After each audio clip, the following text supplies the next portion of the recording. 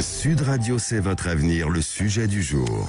Alors Alexandre, aujourd'hui on s'intéresse à l'univers ésotérique de Pythagore. Et oui, on va pas parler du théorème puisque c'est beaucoup trop... C'est quoi déjà le théorème vous me demandez à moi, dans un triangle rectangle, c'est très loin oui. tout ça pour moi. Non, c'est facile. Le carré de la longueur de l'hypoténuse est égal à la somme des deux autres côtés. Des deux autres. Ah, j'avais pas la fin, vous voyez. Ouais, c'est facile. Moi, j'ai quand même encore des bribes. Hein. Oui, très bien.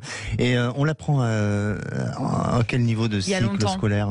Il y a très longtemps. Effectivement, oui. Alors moi, ça fait vraiment très longtemps. Oui.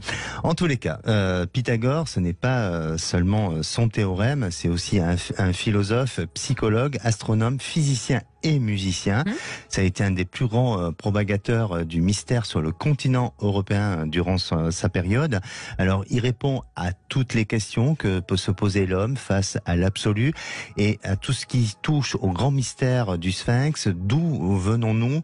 D'où sommes-nous? Où allons-nous? Et ça a été ces grandes questions et avec bien sûr ces réponses. Alors Pythagore est né dans l'île de Samos aux alentours de 580 avant Jésus-Christ. Donc j'imagine qu'aujourd'hui vous avez plus son numéro de téléphone.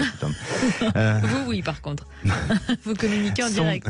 Son nom lui aurait été attribué par son père suite à un oracle que lui aurait fait la Pythie. C'était à l'époque une voyante qui lisait l'oracle. Voilà, exactement.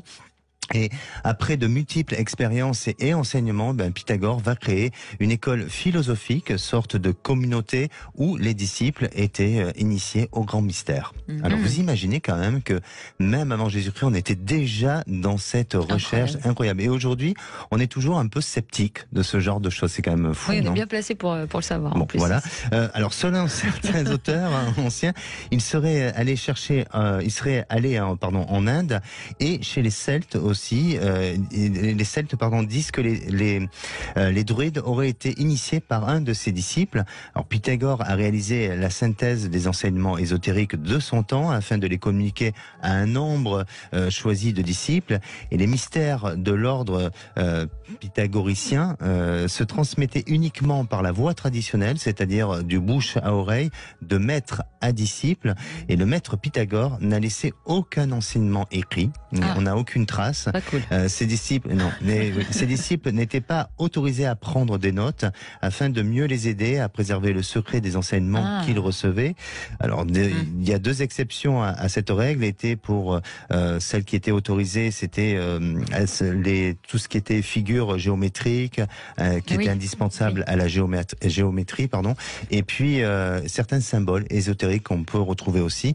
Voilà, un petit peu l'univers de Pythagore. Alors, bien sûr que là, ce sont des grandes lignes, mais ça devait être fascinant et surtout impressionnant de ce qu'il pouvait apporter, lui, à cette période-là. Et oui, déjà. On retrouve